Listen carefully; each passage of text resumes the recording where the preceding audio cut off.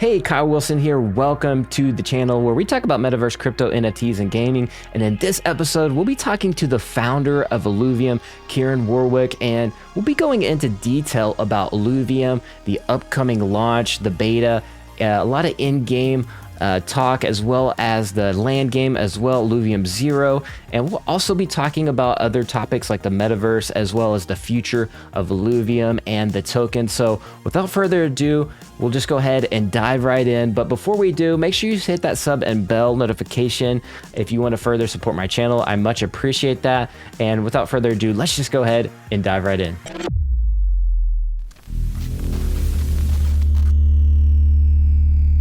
Kieran, welcome to the channel here. I'm happy to have you on, and this is the first time me interviewing you, and I'm super pumped and really got really excited about the Discord where you hopped in the other day, and really got excited about the beta.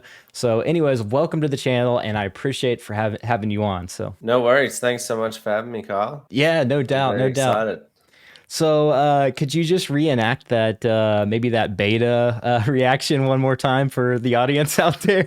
To be honest, all I need to do is like look over to that computer and see what we built, and it literally, I'm not even joking. Like all I'm looking at is just the leaderboards right now. Yeah.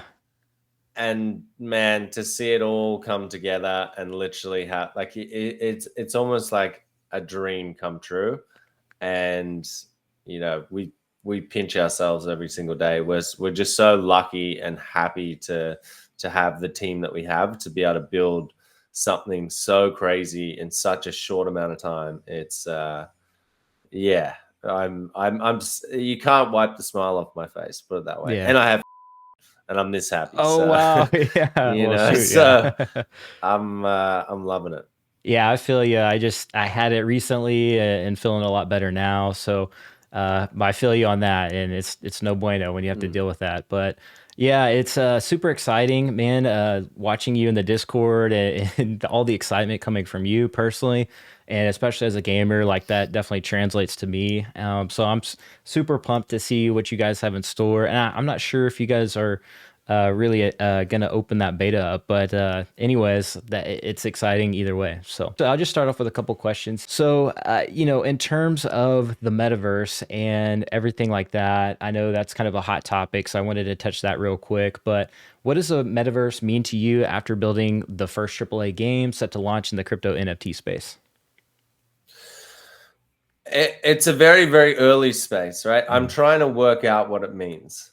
And I think anyone who can sit there and tell you the definition of what the metaverse is going to be is hopeful that they're going to be correct, right? Like there's the more every single day that I spend in this space, I realize just how early we are. And you know, mainstream adoption might be a long time away for particularly for the gaming side of things in the metaverse. But what do I see it becoming in the future? We need VR to come a lot further along, and AR to come a lot further along. Once that is completed, there's obviously a whole bunch of, you know, a metaverse is the biggest thing that a metaverse sort of highlights, or a feature theoretically should be of a metaverse, is interoperable assets. Now, it's an amazing buzzword. Everyone's using it. Everyone is saying, you know, my stuff is going to be used in 50 different games out there. I honestly, and I was saying this on an AMA yesterday, I seriously think we need to stop that. That is literally toxic, saying that, you know, we're building a metaverse over here. It's one of the reasons why mainstream gamers and mainstream game developers think that we're idiots over here, because they've been developing games for 20 years. Then all of a sudden teams like ours pop up, which have been around for 12 months, or, you know, the maximum that any GameFi team has been in this space is like 3 or 4 years, and we've got those guys sitting there saying, yeah, we're going to build this magical universe where or metaverse where, you know, anyone's Ryu is going into a Super Smash Bros. Or whatever. I don't know, and maybe that's actually probably a very bad analogy, because that could actually happen in some sense. But even if you look at that, right, like the different platforms that they're built on, the different metadata that they have, the different graphics that they have, like, does it all align? Like, or are you just mashing up this random world, and then it's like, you know, what can you do in it, etc. And so while I'm bullish on the metaverse in general, you know, over the next 10 to 50 years, like I literally think we're going to be plugged in and sitting in booths and you know, basically not using our bodies. I genuinely think that that's where we're going to get to. But I think we need to be super careful and realistic right now with what is possible. And pretty much the thing that I like about the metaverse that blockchain gaming opens up is the ability for us as the owner of the game and the producer of the game, we can create multiple titles that allow our own assets to be interoperable, but that's only inside of our universe, right? Inside of the overall metaverse, right? And so that's possible, which is really cool, right? Like, if I can have extra utility, if I stop liking Illuvium one day and 5 years later we've got another title that's out there, and I know for a fact that Illuvium have said that every asset, that every NFT that you buy in Illuvium or you capture in Illuvium is going to be usable in the Illuvium universe, you know, cross games. That is as far as we can say it. Anyone says anything else, they're literally just selling you this dream that, to be frank, no one is buying into. Gotcha. Yeah. So that kind of brings me to my next question. Like, in terms of the metaverse or what have you, and where things are going, maybe for those next 10 to 50 years, how do you see Illuvium fitting into the bigger picture of things? Do you see Illuvium sticking to its own game or universe, or possibly looking to integrate with other types of games and metaverses? As we saw some collaborations with that you guys have done with projects like Wilder World and a few other projects. So yeah, in terms of the metaverse and Illuvium, where do you see the bigger picture of things with Illuvium? So it's definitely a long-term strategy to have interoperable assets. I'm definitely not ruling it out. The hyper collaboration that's required is just too much work for us right now to even be thinking about, because of the tasks that we have at hand to build, you know, this AAA game in the time frame that we have. Having said that, partnerships with projects like Wilder World, where you have a situation where they're building this Wyoming, which is, you know, a city where they're effectively giving, you know, real digital real estate to projects.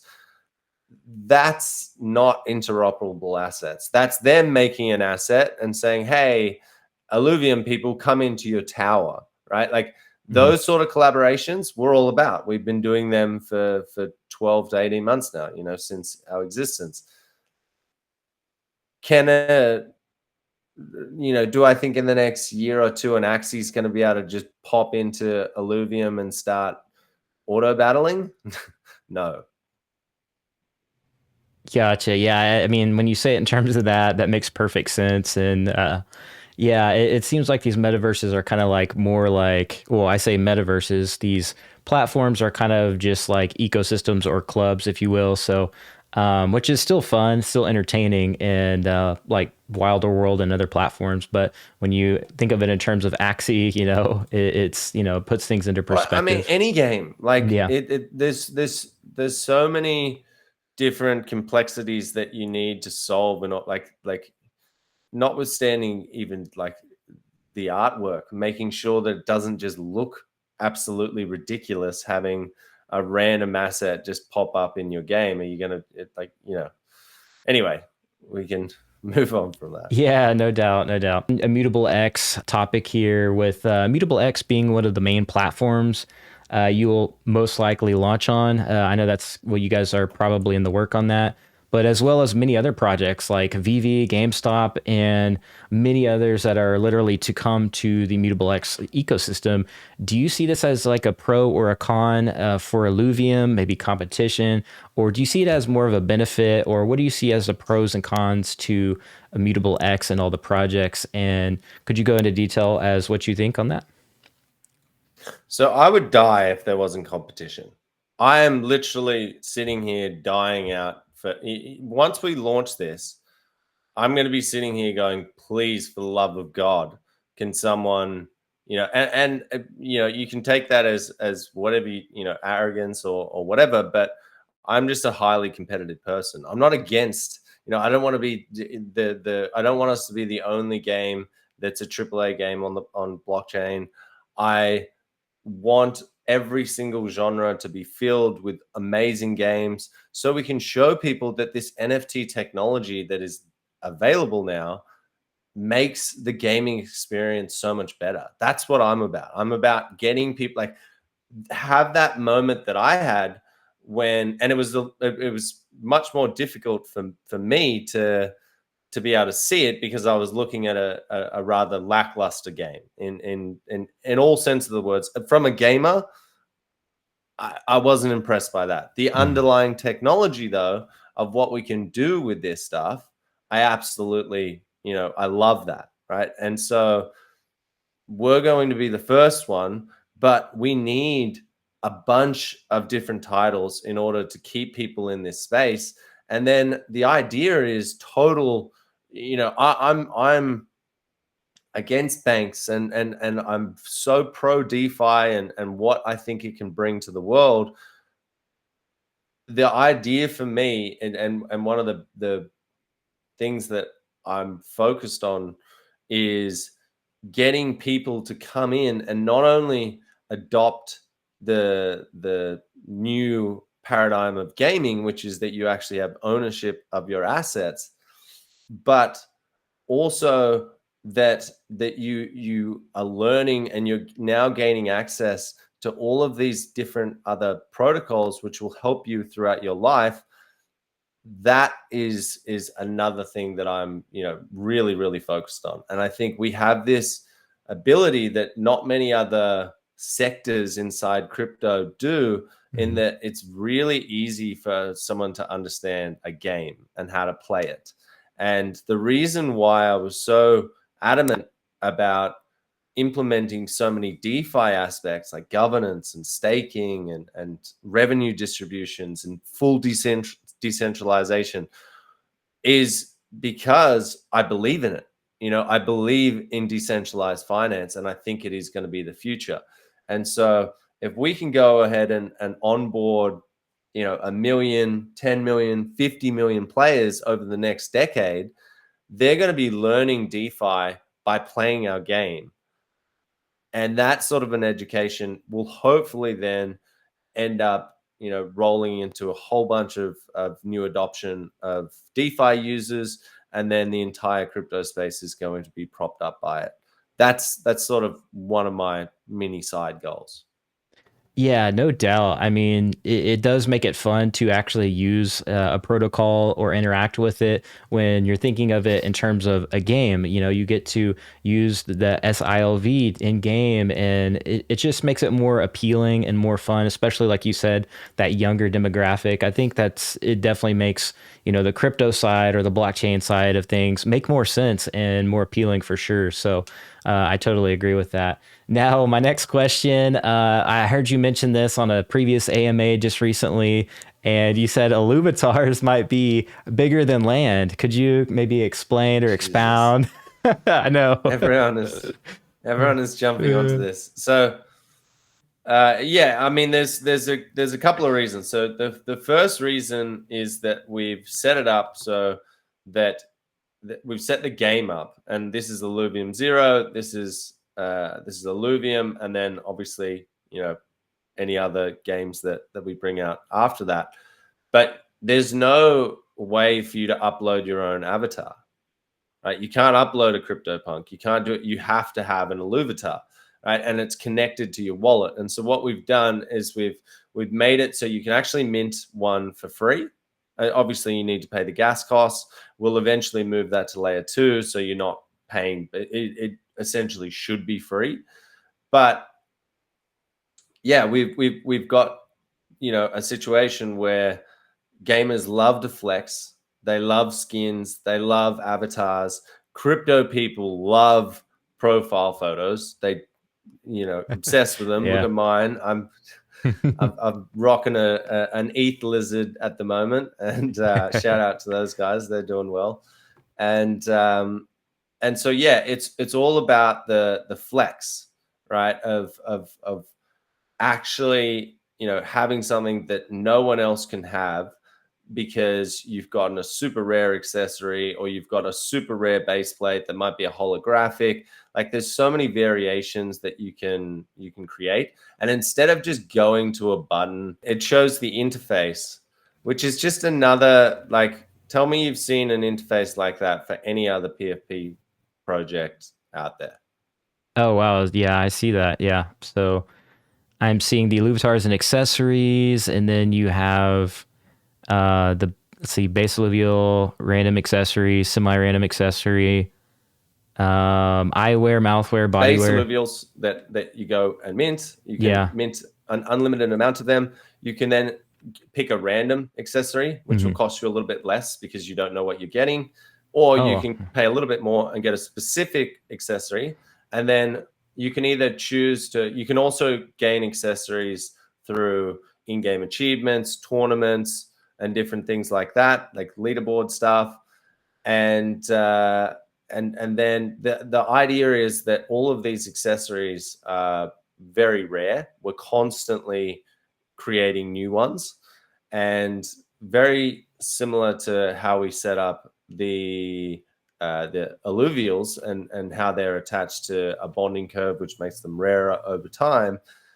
We cut that bonding curve off at a certain point, and that's when we say, here comes set 2.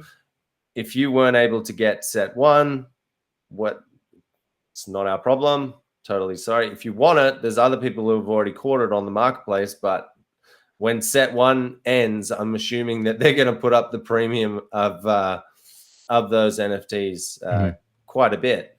But yeah, we apply that same methodology to Illuvitars, except even more aggressively, in the sense that with Illuvium, it might be every sort of 12 months you get a new set. If I had my way, it'll be 6 months, but we'll see what we actually end up with. But in Illuvitars, they've proven now that they can do it in about roughly 2.5 months for a full set. And so if you miss out on that full set, you're talking, you only have like a 60, maybe 75-day window for you to go and claim your Illuvitar. And it's still random as well, right? You don't know which one you're going to get. So if you're sitting there and you're like, God, I need the fucking squiz, and you just keep on minting, you're sitting there going, I'm getting absolutely wrecked. You do finally get your squiz. Hopefully, over time, you realize that, you know, it was a smart thing to do, and you hodl the shit out of it. And then 10 sets later, people are like, I want the squiz, and they can't get it, and they have to buy it from you. You make a whole bunch of money.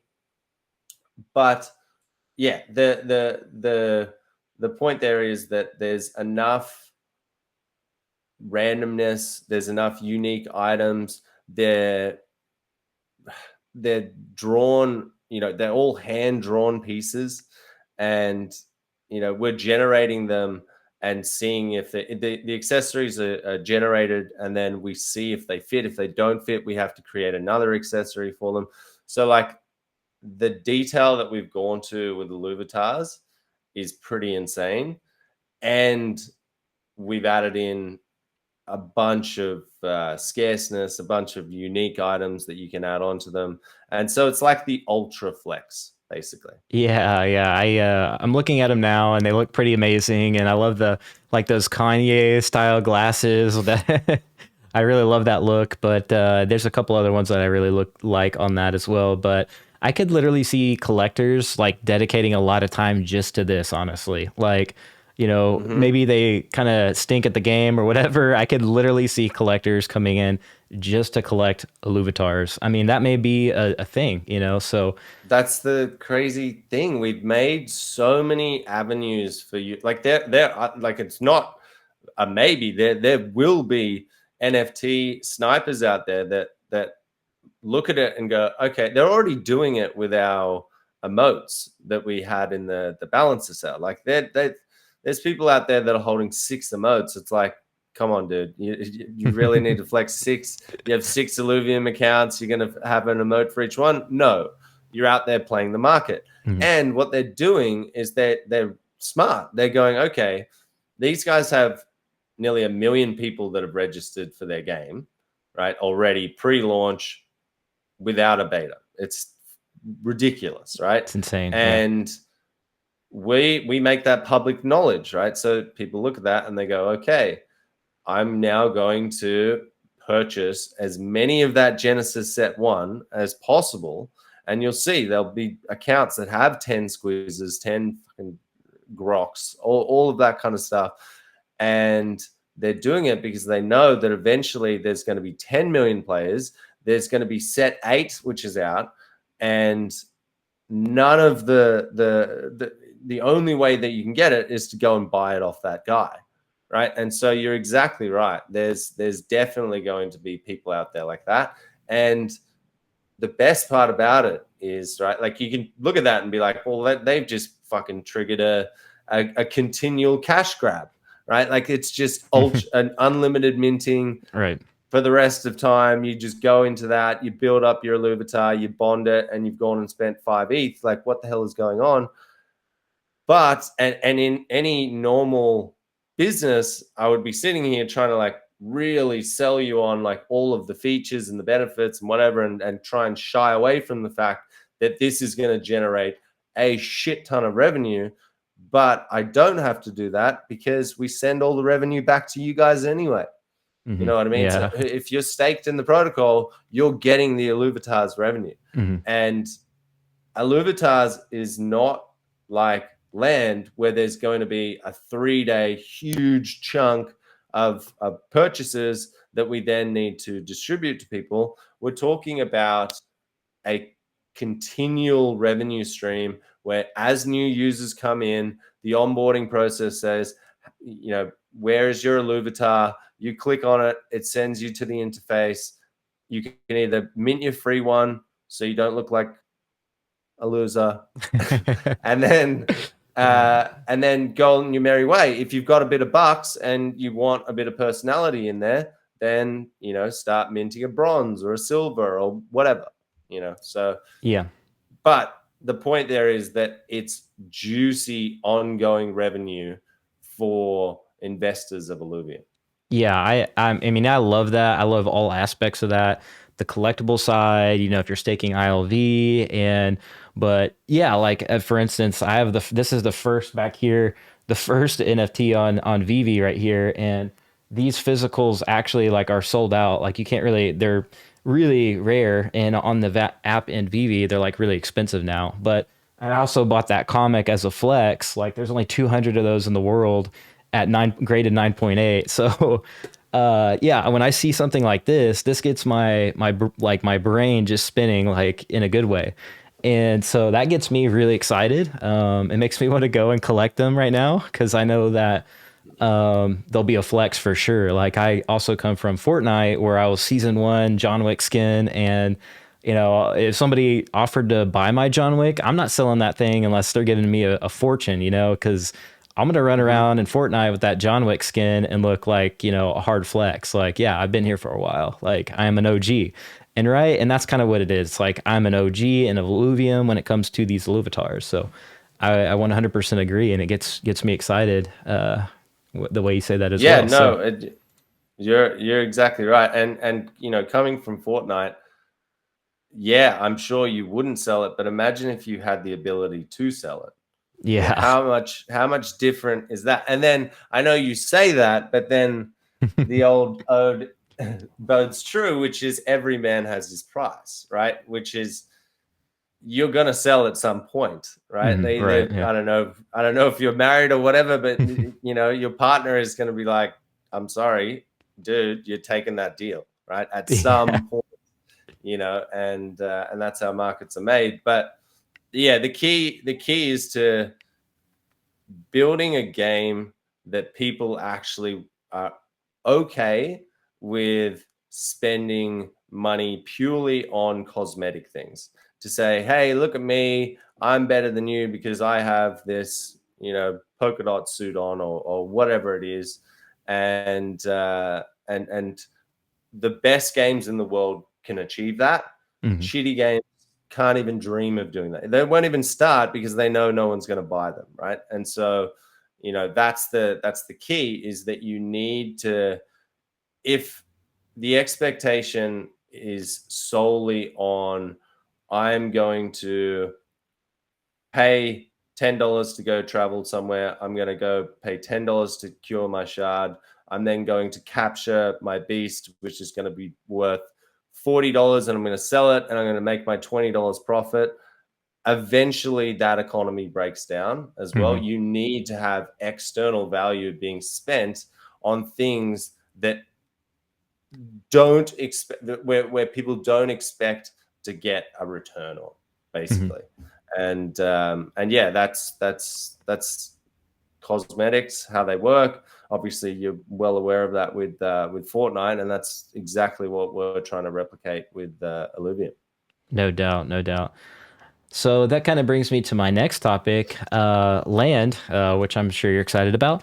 Mhm. And so, a quick question on that, and this is for more the land buyers: is will land owners need to be active in the game? Obviously, there's the game, but long term, is there going to be some kind of mechanics that they're going to always have to be active in the game, or what does that look like for landowners and things of that nature? Yeah, absolutely. So it's all about efficiency. It's literally an idle clicker game, which is worrying for me, right? Because I'm going to go out there and buy, I don't know, 200, 300 plots of land. Yeah. I don't have time to sit there playing a game constantly. So, you know, what, as in like an idle clicker game, to the best of my ability anyway, I'm going to miss so the way that it works is, right, you'll build your nexus, and that might take you, you know, 2 minutes to build. Then the next building that you look to build might take you 10 minutes because it's a slightly more complex building that gives you more ability to do other stuff in the game. Then there might be something that's like 2 hours long, right? And Hmm.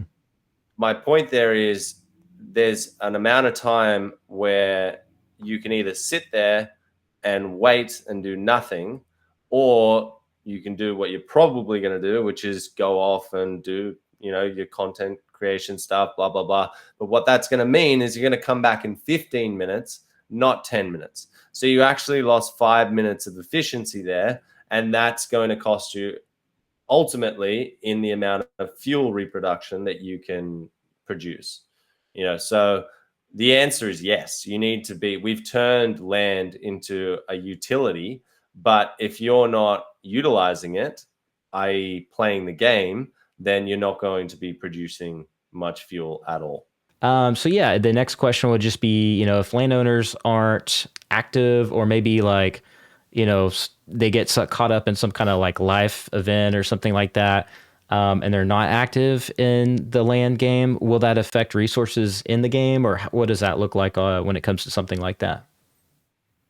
It just means that there's going to be more resources for it means that they're not pooling up the resources, which means they can't have the idea is you pool up your resources and then you sell them into essentially a balancer pool, right? And so there's three different types of elements that you can get, which is what you use to create the fuel.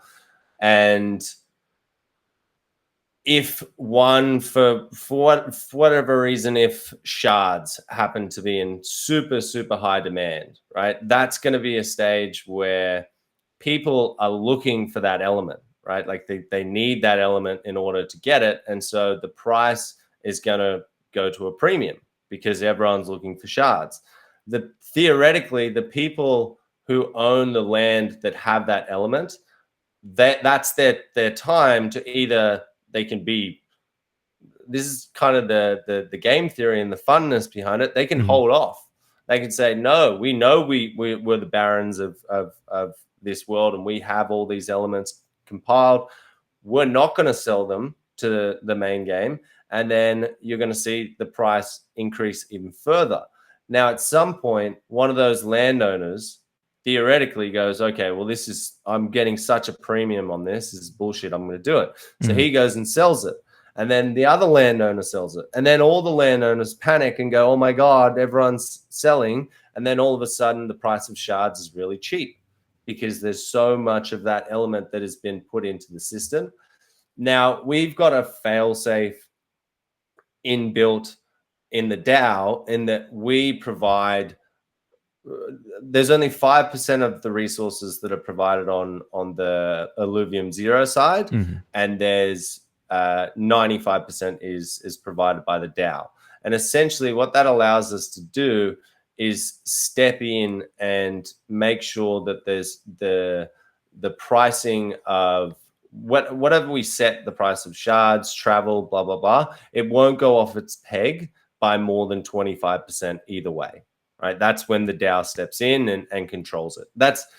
And again, these are all configurables. The council might say, fuck, like, let's go extreme and let's blast that out to 95%.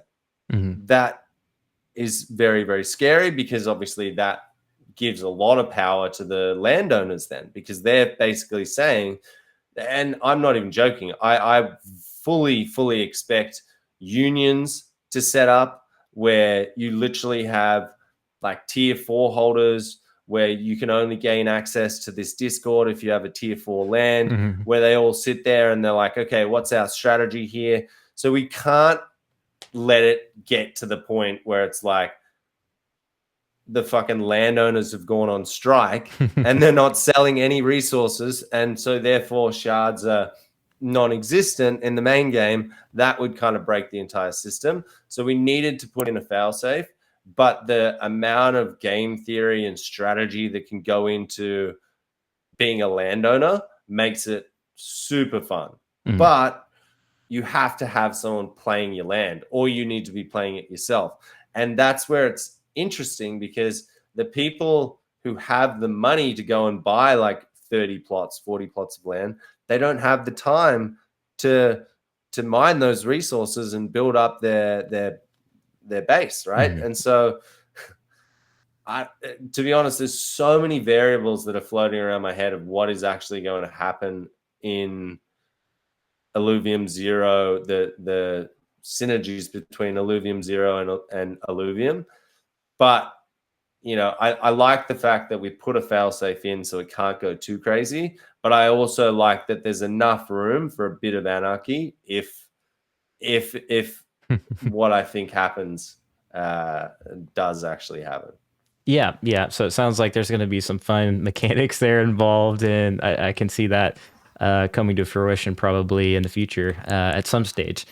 Now, will landowners be able to, and this may be something that they have to facilitate themselves, is kind of the ability to maybe have somebody run their land or set it up and kind of actively mine and you know, play the game and basically mine the resources. Is there going to be something like that to help them facilitate that, or is that something that they kind of have to do on themselves?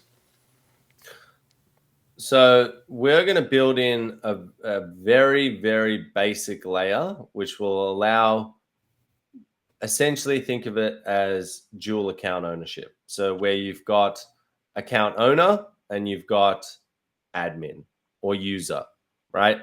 The account owner has full rights, decision-making power, decide, you know, all of that kind of stuff, as in like they own the asset, but they're effectively giving custody over to the scholar, the user, whatever you want to define these people as, and yeah, that's pretty much how it's going to work. Gotcha. Okay, perfect. Well, and that brings me to my next question from more of the alluvial side of things. In game, once the game is launched, will all the Genesis or first, I think there's 150, you say, alluvials, will they all be announced, or is that something players are going to have to go out, find, and discover themselves, and we'll all kind of share in the community as everything's being discovered and things like that? Or is that, or once you launch the game, is all 150 of them going to be like announced, like these are existing in Illuvium and you have to go find these 150? Or how does that look like in terms of that? What do you think we should do? I would not disclose all 150 and make people go find them. So how many would you disclose? What do you think is the sweet spot out of 150? 25. Well, we've exposed about 125.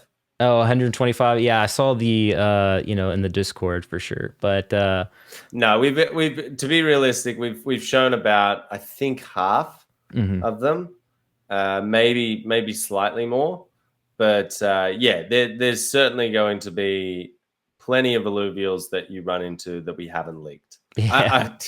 I can say that now, but Grant is my brother, and so who the fuck knows?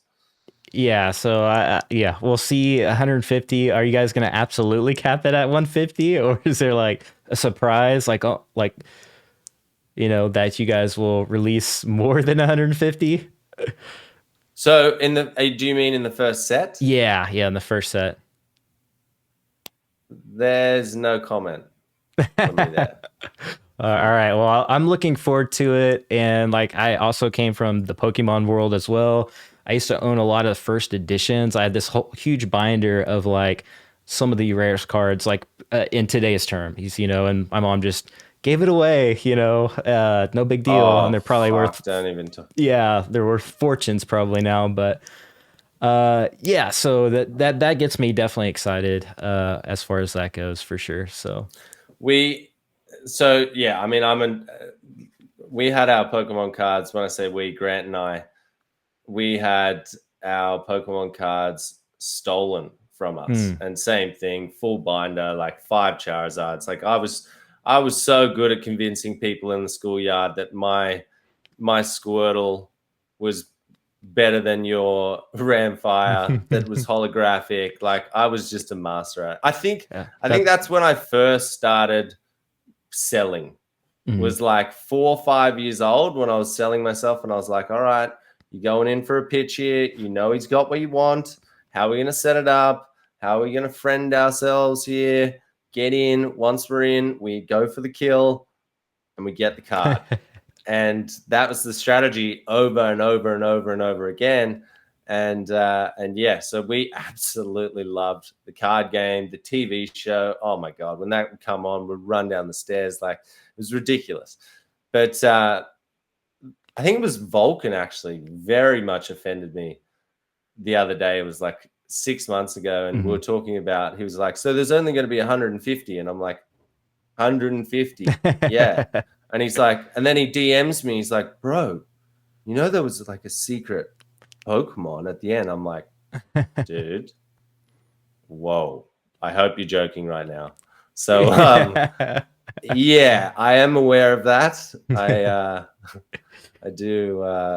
Yeah. So we've got a trick up our sleeve, put it that way. All right, perfect. So yeah, that's awesome. But yeah, I agree with you on the whole schoolyard and selling. I had some similar stories on that as well. And, hey, I got this Raichu over here. It's super sweet. Definitely take your whatever off your hands. Perfect. All right, and then next trade, right? And that's what Pokemon was all about back then. So that's all it's about, and it's trade for keeps. Yeah, exactly. So different topic, switching it up. As far as like the esports go, I'm really excited about that and see a big future for that. And you guys and you kind of talked about that quite a bit over the past year or so. But is there a possible timeline when you're looking to do maybe your first tournament, or maybe kind of give your prediction on that, or rough estimate as far as when that could be, or when you guys might start thinking about that, or is that something kind of off topic, or you No, can't it's talk fine. about? So, no, I definitely can. So, firstly, an open beta with esports is a little bit, we're throwing around. It's definitely possible, but we might want to get to a stage where we're out of beta, even though that goes against sort of what crypto open betas are. Like they go on forever, right? They never really end. Hmm. Uh, but having said that, I would say we're definitely going to start slow, right? Like smallish. When I go out and I say we're going to put down the largest esports tournament of all time, that is 100% going to happen, right? Like I'm no doubt we're doing that. But we need to find our feet first. I think that's super important. If you Hmm. just come out, we sort of did that with when we tested the mainstream content that we got with the Fortnite guy, and it just didn't work, right? So we need to make sure that we iron out all the kinks. We get a huge sponsor. I'm talking like this is where people don't realize, right? Like these things are going to be held in the tier 5 land on the stadium that they get, right? There's only 2 of those that are available. So first of all, you've got like naming rights for that stadium. You call it crypto.com stadium or whatever it is. These things get millions and millions of people viewing them. If we Hmm. go out and do a big enough publicity stunt, and we've ironed out all the kinks, we've done a few small tournaments and whatever like that, and then we go out and we say, hey, we've got X person presenting, and I know exactly who that person is going to be, Hmm. but X person presenting the largest esports tournament of all time. I don't care what media outlet you are, you whether you're going to hate on it and say this is the stupidest thing I've ever seen, Hmm. which we're okay with, or you're going to say this is the most genius thing we've ever seen. What is this? And hopefully that event is the first time that we really a GameFi project really triggers the mainstream to say, hey, at least take a look. Like Hmm. we're doing Yeah. stuff over here that is fairly remarkable in terms of, if you drop down $50 million, it doesn't really matter what sport it is, people are going to come, Hmm. right? Yeah, absolutely. It's a big world in the esports, game, and there's just a lot of eyeballs there. So I definitely agree with you, and something like that would attract a lot of attention for sure. So I'm excited about the future of that and where what happens with the tournament. So, anyways, yeah. So kind of back to a quick in-game question, and this was more of just a minor Illuvitar question. This one was asked by a fellow YouTuber. Says, we know that an accessory is used in an Illuvitar. It can't be removed, but can an accessory of the same type be placed on top? For an example, I put on glasses on my Atlas during the first gen mint. If I see goggles or like a later mint, can I replace the glasses with the new goggles, or do they have to mint kind of a new Illuvitar? It's an interesting one. I think I answered this question when the mods and the council members were coming at me because they did not like this bonding thing. They were like, NFTs are meant to be the most free thing in the world. You can't close them off. I should be able to sell them to my grandma and all this kind of stuff. I don't. It's not set up functionally like that right now, Hmm. but I love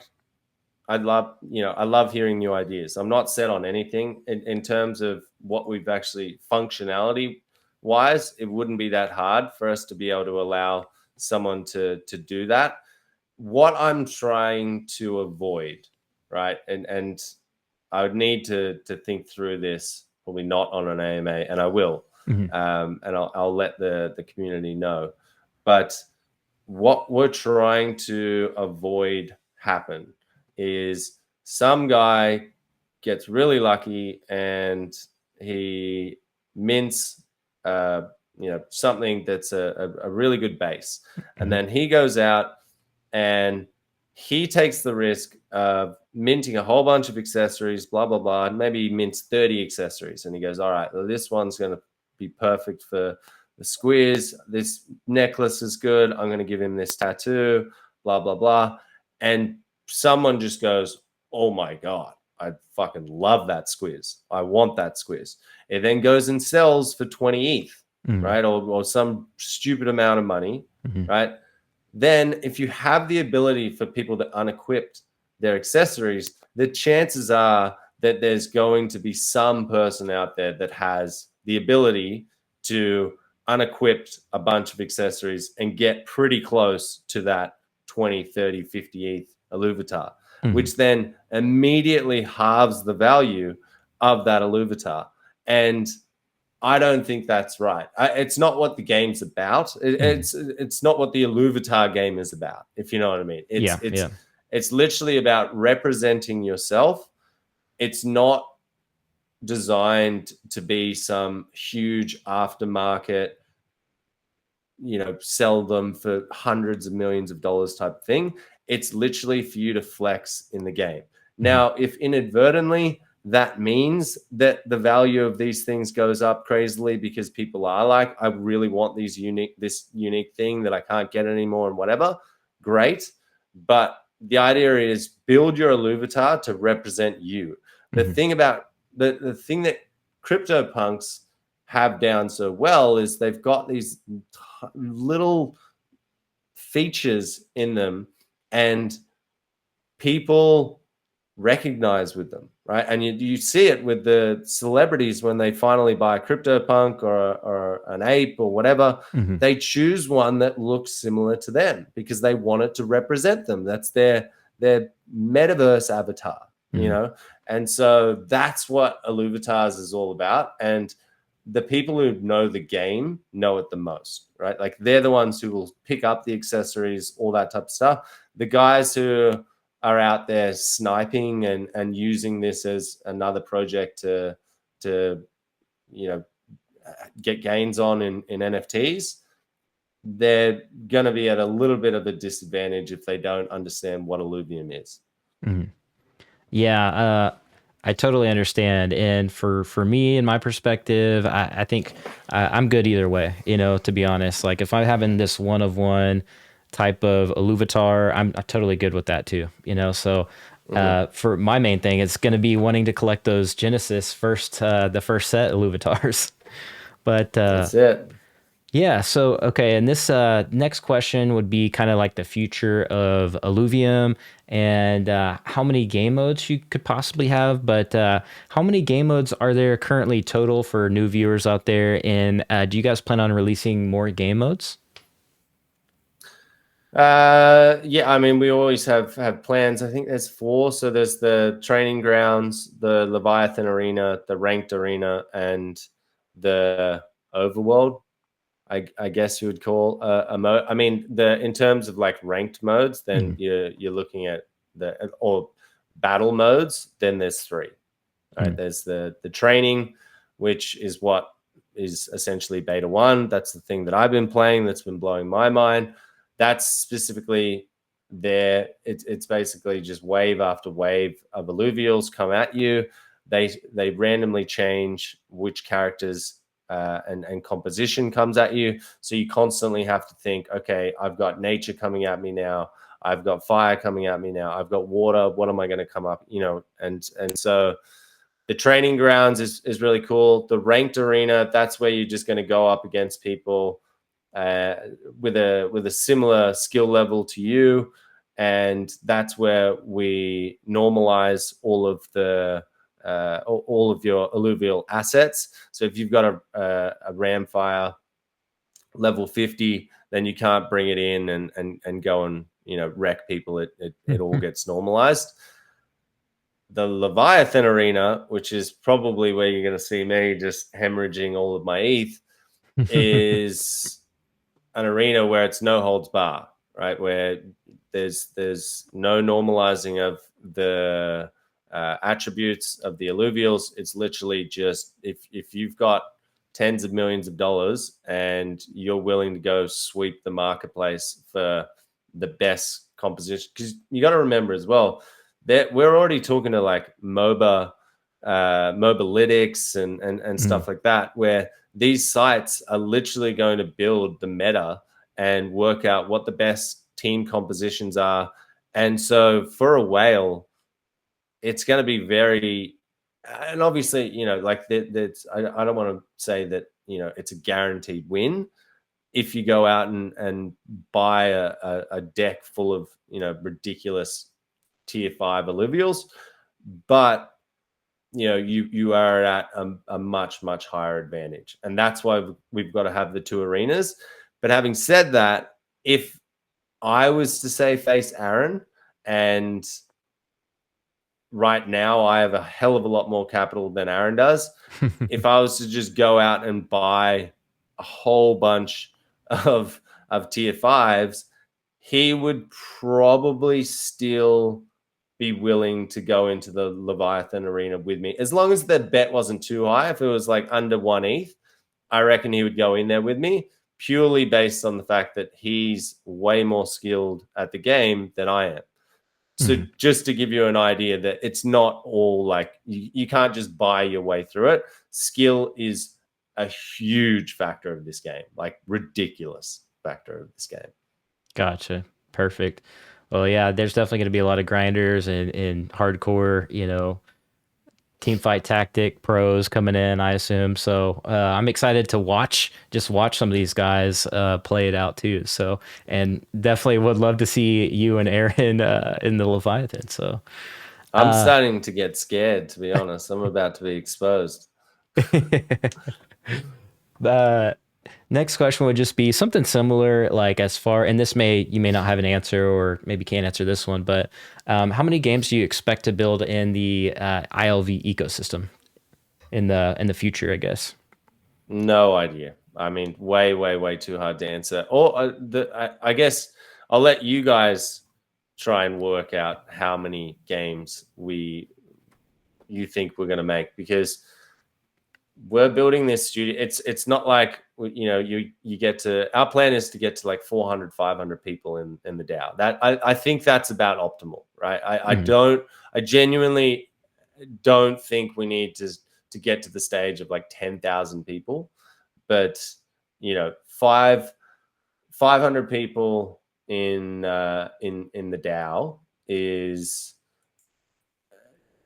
like, they're not going anywhere. And so when people are like, what are you going to do after Illuvium? It's like, make another game and another game. And potentially, once we're at that 500 size, that's when we have the ability to start splitting teams and going, okay, we're on the home stretch of Illuvium. Let's take 70% of the resources. And I'm not saying we're not going to do that with Illuvium, but let's say second title, we're 70% of the way there. We then pivot. We start building another game at the same time. I have no idea how many games that amounts to. All I can say to people is that the Illuvium studio, we want to position that as the largest studio in the play to earn space. We've already proven that we can build games so much faster than anyone in the mainstream, let alone blockchain. You know, you got to keep in mind that a lot of these games that are playable now have been in production have been building for, you know, 2, 3, 4 years now. We started literally like 14 months ago. It's insane. Yeah, it's crazy. It's mind blowing. And we're not short of ideas either. Like the one that Aaron just came up with, and I did not want to like this idea. Like, trust, I can't go into what it is, but what it is, what it entails, I just don't like whatsoever, which is even more reason for me to be like, if I'm sitting here still bullish after me not liking something, like I genuinely just think it's It's not as bad as like Rocket League with the car and stuff. Like that Mhm. game, I just can't stand. But it's up there, and the genius of it is insane, and the ability to use the elements of DeFi and blockchain make the game that already exists like 1,000 times better. Whereas most of the blockchain stuff, ownership of assets and whatever, it makes it, maybe 10, 20 times better. This is like, it should only be built on the blockchain, this type of game. Yeah. And yeah, so yeah, we've always got ideas coming. If Aaron's always coming up with stuff, Johnny loves coming up with new ideas. I know Grant probably wants to recreate Rocket League. It's never going to happen. I'll leave the project before it does. But yeah, man, we've got heaps of ideas, heaps of games in the pipeline, and 500 people aren't just going to disband after we launch Illuvium. We're going in again and again and again and again. Yeah, that's very exciting, and kind of an investor gamer like me, gets me super pumped about the future of Illuvium, the ecosystem, and it's one of the main reasons, like, oh, not the main reason, but one of the reasons that I invested a while back. So now this one Awesome. is just kind of a next question would just be kind of a uh, I don't know. It's just a general question from another YouTuber as well. But what do you think revenue distribution would look like in 2 years for long-term holders? I know that might be a super, hard question to answer, but what do you think that might look like in a couple years from now? So we have we've finally started really nutting out what are the configurable prices that we're going to put on everything.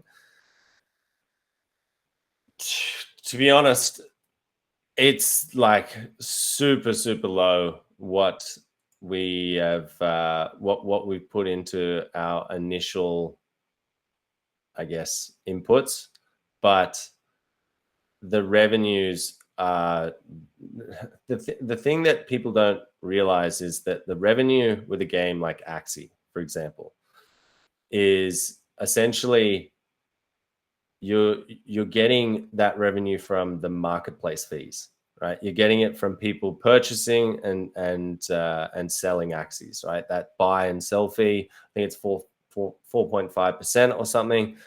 They just have so much action that that's where the revenue comes in. And obviously, I don't know, maybe they do a little bit of merch and all sorts of other shit, but that's their core revenue. Our core revenue is a marketplace, traveling to places, curing shards. In Illuvium 0, you can speed things up. If you want to, if your alluvials get wrecked, you have to go back to base. You can sit there and restore for free, or you can pay a fee. There are microtransactions littered throughout our entire game. I'll ask you a question, and then you can tell me how much revenue we think we'll be doing. If we have 1 million players, and if I said to you, curing a shard, tier 1 shard will cost you $10. Going and traveling to a region is going to cost you $10. So you're $20 in, Mm. right? Then you go and you capture your first alluvial. It's the very start. Everyone's looking for alluvials. You put it on for $50, right? This whole interaction is going to probably take you about 30 minutes. Mm-hmm. Now tell me, are you going to do that again? Probably. Oh right? yeah. Without thinking And about it. probably in the 31st minute, you're back in the game, right? You're off the marketplace, you've sold it, you're back in the game. Mm-hmm. Then you're going to do it again and again and again. So how many times would you think, and remember, yes, the sunk cost is $20, but you're profiting off the sale of the asset that you get. Now, maybe you don't get it and whatever, and you lose that money, but effectively you've spent $20 to capture that alluvial. How many times do you think it's reasonable for you to do that in a day? You said every 30 minutes? Maybe you can do it. Maybe you can go or if you sooner. go and buy Yeah. if you go and buy 10 shards and you go into a region, you can capture 10 alluvials in 30 minutes. Then you're going to spend $300. Yeah. So the So question is, does that sound reasonable? If you're excited about playing and you're going to do that, I mean, for me, I'm going to try and capture like, I don't know, 10, 15 alluvials a day if I'm in that. It's like, it's yeah, for Pokemon sure. to me. Like, that's what Yeah. I'm doing. I'm trying to capture them, right? All day. Yeah. Now you've just spent between $300 and $500. Now we have 1 million players. Start doing the math. That's a day. It's stupid numbers. You can't even fathom how much revenue is potentially going to be distributed if we do what we say we're going to do. I mean, the writing's on the wall. You've got a game that's generating hundreds of millions of dollars of revenue with a single revenue capture in marketplace fees. Like, that is it. They don't have skins. They don't have anything cosmetic. They don't have, you know what I mean? And they're generating hundreds of millions. What if we go and 10x the amount of users that they have, plus we have the entire economy that we have, which is, 7 or 8 different value captures external for you to pay ETH and put it into the system. Plus, on top of that, you have in the back of your mind all of these players and stakers and whatever. They know that it's not just going to some centralized entity. So they're way more willing to open their wallets because they feel like, hey, this is my game. It's going to come back to me. It's all circular. And so people are going to be happier to spend money on top of all those other reasons that I just mentioned. So what do I think the revenue it's actually fun. Like I said to Aaron yesterday when we were talking with the economist, and I said to him, I was like, dude, you keep saying that, like, so like we've got the financial model, all good, blah, blah, blah. And I'm like, but what I've done the numbers, I keep on doing the numbers, and I feel like I'm insane. Have you done the numbers? Like, I don't understand. Like, I need a fact check. I need someone to check me here, because I can come up with some crazy. I said we would be worth $1 billion at one stage, right? And these guys laughed at me, like, more than anything. So I'm a little bit hesitant these days to, I mean, yes, that did end up coming true, but like, I'm a little bit hesitant these days to put out numbers. And so I asked Aaron, and he's like, dude, I'm getting the same shit as you.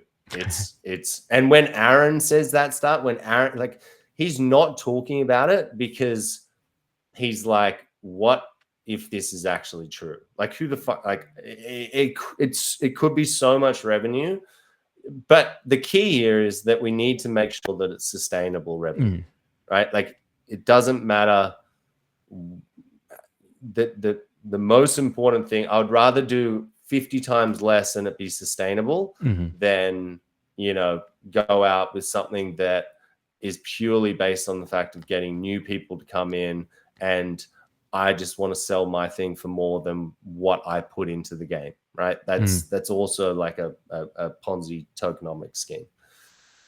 So yeah, I think we control that, and I think the model that we have will create a sustainable economy. But the rev distributions, I won't even dare say what I think they could be, because it just doesn't compute. Yeah. I asked a kind of a spitball question to Aaron last time, and he laughed pretty good, and it was a good response too. I can't remember exactly what he said, but I think I asked him, like, do you see, like, this time next year the price of one ILV token being worth more than one Ethereum token? And he laughed. It was a good response though. And because I've been making, he probably didn't answer, did he? No, I don't think he did. But he did. He laughed. It was a good response. And but I have similar responses in the the chats and groups I'm in, and I'm super bullish on, obviously, ILV token. and the value per token and everything like that. But like it's super, like, just if you go back to the basics, like go real basic on this and go, how many players do you think Illuvium is going to have, and how much money do you think they're going to spend a day, right? It's a pretty easy equation to work out, right? If it's any, and like anything in crypto, if you're not spent, like, we're so used to spending hundreds and thousands of dollars of gas fees each week. I'm not playing a game where I'm only going to spend like $20 a week or something in crypto. Like, no chance. Like, if I'm doing it, I'm spending like 500, 1,000, 2,000, like, especially if I'm seeing growth from that. If I'm seeing like, shit, people are buying up these characters, I'm actually making money here. This is, and having fun. That's the ultimate. Yeah, yeah, no doubt. And people might think it's far-fetched, but even like you look at the Vivi app, it's like those drops sell out like in split seconds. So it's like if you have enough attention and the communities there, and especially like gamers, like the people that are super excited about not only playing the game but spending the game, and looking at like Fortnite where people are dropping like $20 like every other day, or like way more than that. You look at some of these avid gamers that have literally every skin in the entire game, and you combine it with Illuvium, it's like that's really all that's really needed. And it's not, in my head, like it's not far-fetched at all. And I've seen it happen with other projects go from start to next year they're multi-billions of dollar worth multi-billions of dollars now. So for sure, I definitely agree on that sentiment for sure as well. This one, I got a couple more questions, and then we can call it good there. But what is your actually, let's talk about physical collectibles. I heard you mention that. Obviously there's a ton of collectors on my channel, both NFT, physical, and all the above. Pokemon collectors, and people that watch my channel.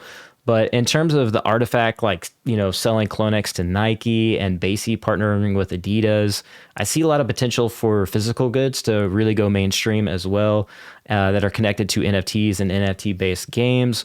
What is your vision for Illuvium in terms of physical goods or e-commerce side of things? Yeah, what would you say on that? So in terms of like the Adidas, Nike conversation, like in terms of like footwear, that's I made a tweet about that 6 months ago or whatever, and said that I would love, my ideal would be to see Squiz or Ramfire, or like a trio edition of Air Forces that come out. And we actually had a conversation with Nike. They're pretty into the metaverse right now. They're really starting to put some focus on it. So it's, again, like what I say about all the merchandise stuff is we need to, like, I know the 200,000 people in Discord. I know the 1 million people that have registered. They want merch and whatever, and like they're attached to this product now, and I get that, right? And part of me wants to, appease you guys and give you the merch that you've been asking for so long. But people need to realize that we are trying to turn this into a franchise. And so with that, the physical goods part of it should be at least 50% of what the total revenue that this entire DAO generates. And so with that, we need to make sure that this is not, we've had people reach out and go, oh, we'll do your t-shirts or your hats, or we can print off your plushies and whatever. And I'm like, okay, can you do 500,000 units? And they're like, what? Like, no, we're not, so we need to, and we're now in talks with a company that can do this full scale merchandising across the board, and we'll probably partner up with them. It's not something that we want to do. We don't have the expertise to do it. However, once we've built the brand, once the game's out, once we're potentially looking at things like doing a TV show or a Netflix series or a movie, that's when I think we start going hard on the merchandise. I've even got plans for physical NFTs. I want to see like packs of cards inside stores across the globe. Like that's the idea for me. And they're physical, but they're also digital as well. So you can scan them into the system. How we work that, haven't even begun to think about the problems that might come with that. But I'm all in on merch is I guess the overall point that I'm trying to make. But it's such a huge thing that it needs to be done properly. Like we need to hire someone who's an expert in the field internally to manage this, because we're talking about an entire line of not just, clothes and stuff like that. We're talking about figurines, which I know Grant just went and bought like a fucking $70,000 3D printer, and he wants to start 3D printing some of the models and whatever. But again, like I don't even like the idea of that. I to be honest, I don't even know how the hell that happened. But the idea of having like these random ad hoc figurines over here, and there's this run of merchandise like t-shirts, hats and stuff over here. It all doesn't fit in. I just want to say merchandise is ready. We've built an online platform, so 100% that you're getting the verified stuff. We can make every single bit of merchandise that we ever do have a verified NFT attached to it, so that it's a not a counterfeit piece, and it's done properly. It's on our website. The revenue comes through us. The revenue goes back to the stakeholders, and it's proper premium merch. That's what I want to do with that. And I don't think we can do that until we have at least the game out, but probably some other like TV show or whatever like that. Yeah, absolutely. And that's an amazing strategy. And I've actually done a lot of research, and a lot of my viewers know, like I've done like a ton of research on the founders of and head of licensing of Vivi, Alcon, basically, one of the Pokemon guys. But yeah, similar story there. Launched a show, and that's kind of the framework, right? You want to build that excitement, and as you say, licensing and that's a big undertaking. So, which is very, time consuming, I'm sure. But yeah, I would be excited for one of Grant's, $70,000 3D printed collectibles. And dude, hit him up. He'll do it. I'll stick it back here on the shelf with the rest of my, statues and things like that. And this is actually a Todd McFarlane right here, limited edition, Jesus. Only 5,000. So, well, I'm not joking. Hit him up, because he'll probably do it. Just say, hey, I'm one of the content creators for Illuvium. Kieran loves me. He said that you'll print him off a statue. Choose whatever you want, and at least we can get some use out of it. I don't even know if he knows how to use that machine, so don't expect anything to look like an alluvial. I'm being a little bit facetious, obviously, but maybe you and him fighting in one statue, and that will be the 3D printed statue. It's funny, right? Like I talk shit. I give him. He's very similar to me in that he just does whatever he wants, and Aaron gets so frustrated by it. But the thing is, like, so do I a little bit, but I also kind of see it as a little bit endearing that he just is this being that kind of goes around and just does whatever he wants, and he's so good at what he does that you just kind of got to let the guy go, and so I shouldn't talk shit about him just ad hoc doing stuff, because to be honest, I do exactly the same. I think I'm up to like 30, but we're talking to the marketing team the other day, and they're like, all right, so we got the 50 beta invites. We've pretty much got the list finalized. We know who we're going to pick. And I'm like, Okay, so should this be the time that I let you know that we need to add an additional 35 people to that? Or, and he's just like, you know, he doesn't care. Like he's like Aaron is like super calm, very hard to get him angry and whatever. And he just throws his hands up and he's like, whatever. So, I mean, I talk shit about, my point there is I talk shit about Grant, whatever, but we're very similar in that we think of something and we just go, fuck it, let's just do it. And it causes so many complications for Aaron, who's trying to be this gel and produce it all. And he's just like got these lunatics running around. So that's why I say if you hit him up, there's a 50-50 chance that he just goes, yeah, sure, I'll print you off the first 3D alluvial statue that's a one-of-one NFT that'll probably be worth like $10 million one day. Why not? What's your address? I'll send it right out. So, that's hilarious. Yeah. Well, I'm down for that. You know, I would definitely throw it up on the shelf, and it'll be in all my videos, and it'll be a good time. So, and even if it looks, you know, a bit goofy, it'll be the first. You know, the first. So that's right. The Pokemon cards that had the misprints are worth the most now. So who knows? Yeah, I think I had one misprint. There's not many out there, and I can't remember now. But I did have a lot of first editions. Some of the Korean holographic cards as well. Oh yeah, and but they're long gone by now, and who knows where they are. So I was telling that story when I first came up with the idea of Illuvium. I was talking to my mate, and we're talking Pokemon and whatever, and I actually went out and bought a whole bunch of the new set of Sword and Shield, I believe it's called. And I brought them back, and my mate was staying with me at the time. And he's like, dude, what's all those? And I was like, oh, this is the new Pokemon, man. Like everyone's doing it. You got to get in. And he was like, fuck. Okay. Well, I don't have those, but I've got these other Pokemon cards. And I was like, what other Pokemon cards? And he's no way. Oh, you know, like the old ones, like the ones that are like, you know, 20 years old or whatever. And I was like, okay, I'm listening.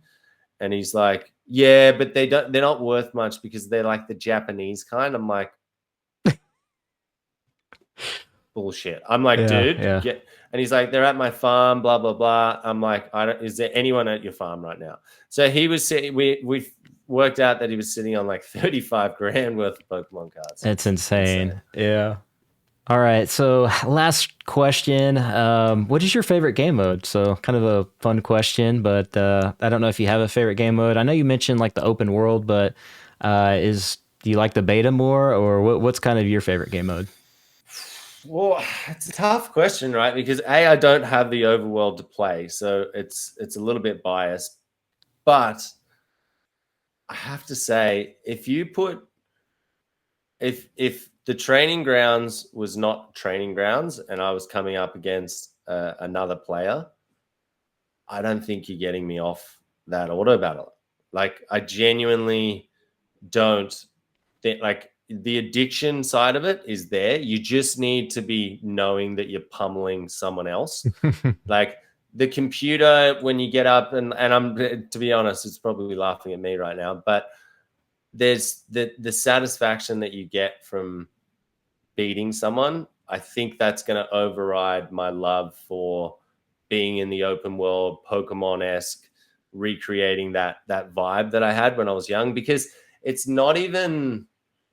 wasn't even the games for me. It was the cards. It was the collecting, which I know this is the digital version. Like we've tried to make it like a travel fee is you opening up the pack of cards. That's your $10, $9.95 at the newsagent. You open it up, you get your cards. That's what going into a region is.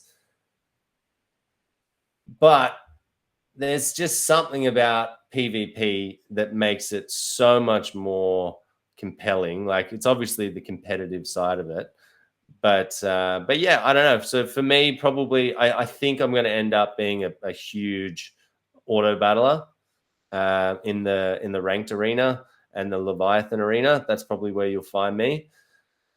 I'll obviously spend a bit of time in the overworld and whatever, but it's very likely that I'll end up. And someone was like, "Oh, boo! This is like, I can't believe you're taking that stance." But for me, it's going to be very hard to not just buy the character if someone's already caught it. If it's a situation where I'm trying to get the character so I can complete my comp and it's not available on the marketplace yet, then yeah, I'll go out there. But this is what I'm saying, right? This should be music to people's ears. If you're the little guy, there are going to be guys like me out there who just don't have the time, or just for whatever reason just want to get straight into the game and start playing people and not being in the overworld. That is your best friend, right? Because right, yeah. if they're trying to, if they're one squiz and one grocker away from their comp being, you know, unbeatable, they're going to pay a fuckload of money if you're the only one who's got the asset on the marketplace, you know. So there's so much, it's going to be so much fun at the start. That it's just going to be a whole bunch of fun at the start, and then yeah, who knows where it ends up. Yeah, that's yeah, it's pretty exciting to have both worlds and do both. You know, I remember Pokemon back in the day where you had to have that USB cable to like battle somebody else. Yeah, And so you'd had to like literally like ride your bike to your buddy's house and be like, "Want to battle?" and like, and it's like the plug cords like it this in. big. Yeah, yeah. And then there was rage quits. You know, you throw the USB out, yeah, like, "I yeah, quit. yeah, I'm going home." 100%. Game Boy's smashed. Yeah, mom's Yeah, upset. yeah. Good times, good times. But luckily we have PCs, the internet, and it's much easier. So I'm really excited about that part. And I feel like when people are going to see you in the community, like battling in the Leviathan, it's going to be like that Matrix scene where Neo's fighting Morpheus and everybody's running over. Look, Neo's fighting Morpheus, and everybody rushes over and starts watching. But yeah, I'm excited for it. And but that's all I have. That's all my questions. And I don't know if there's anything fun you would like to add, or any last remarks, or what you want people to go to on your socials. I think you can mention your socials. I think it's Kieran.eth, or is that, or actually, I think your handle is at Kieran Warwick on Twitter. Yeah, at Kieran Warwick. Yep. And then I think your name is Kieran.eth, right? Yes, Kieran.eth is my name. Not that you want to be following a lunatic, but every now and again, I feel like I post something somewhat relevant. Yeah, yeah, and you got to make sure you follow him. He's got the lizard picture. It's good time. So, but mainly, what you should be doing, if you want to, if you're hearing this for the first time, you don't know what Illuvium is, I strongly suggest hit our Medium first. It's and just go from document 1 all the way up to, I think, 34. Now it's a lot of reading, but you'll see what we're building here, and there's a certain subset of people who know what we're building, truly know what we're building. And you know, they're the people that digested all of the information, the white paper, the light paper, literally, you know, every little thing that we've written on Medium, all of the announcements. If you digest it all, you can start to see the narrative that we're building here. This is not a short-term project. This is something that we want to turn into literally the largest studio on earth, which means, you know, we've got to try and get it up to, you know, 100 bill plus valuation, which is my job. Yeah, the Medium is really great. I mean, it has the lore, the storyline, the characters, the Illuvials, the classes, like the devs, like the team. Definitely recommend the Medium as well. But yeah, thanks everybody for tuning in. Smash the like if you enjoyed the interview. Hit the sub and bell so you don't miss any more videos like that. And Kieran, man, it was great to have you on, and appreciate you. Thanks, Carl. Appreciate it, man. Yeah, no awesome problem. interview.